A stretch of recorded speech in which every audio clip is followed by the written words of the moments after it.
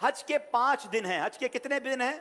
8, 9, 10, 11, 12 जुल्हिज्जा। 8 जुल्हिज्जा को हाजी ने जाना होता है मिना, और वहां हमने 5 नमाजें पढ़नी है। 5 नमाजें पढ़ना वहां सुन्नत है, जोहर, असर, मगरिब, इशा और 9 की फजर। ठीक है, this is the most crucial and most important day of हज।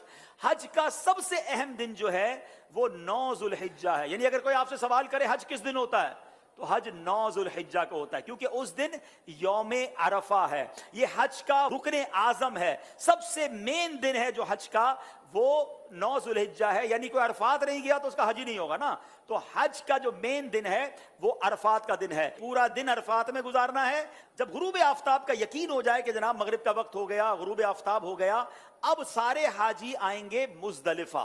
ठीक है, अब जब आप मुजदलिफा पहुंचेंगे तो मुजदलिफा में मगरिब और इशा मिलाकर पढ़नी है, अरफात में मगरिब नहीं पढ़ेंगे। यह भी अल्लाह की शान है कि मगरिब का वक्त भी हो जाए मगर मगरिब नहीं पढ़नी है।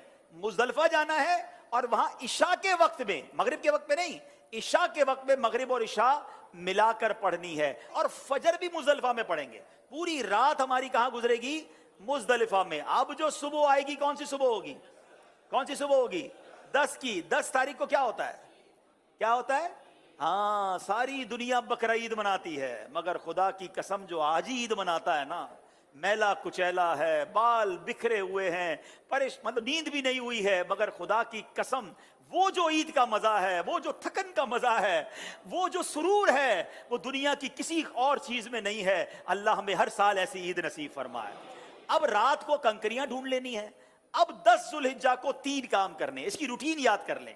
10 जुल्हिज्जा का पहला काम होगा शैतान को कंकरी मारना। पहला काम क्या है?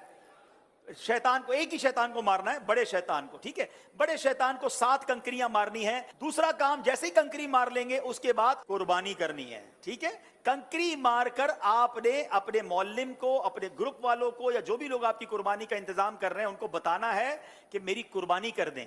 जैसे ही आपको कंफर्मेशन हो जाए कि आपकी हज की कुर्बानी हो गई है, उससे पहले नहीं, कंफर्मेशन हो जाए, उसके बाद आपने सर के बाल उतार देने हैं, या कसर कराना है या हलक करवाना है। इस्लामी बहनों ने तो कसर ही करना है।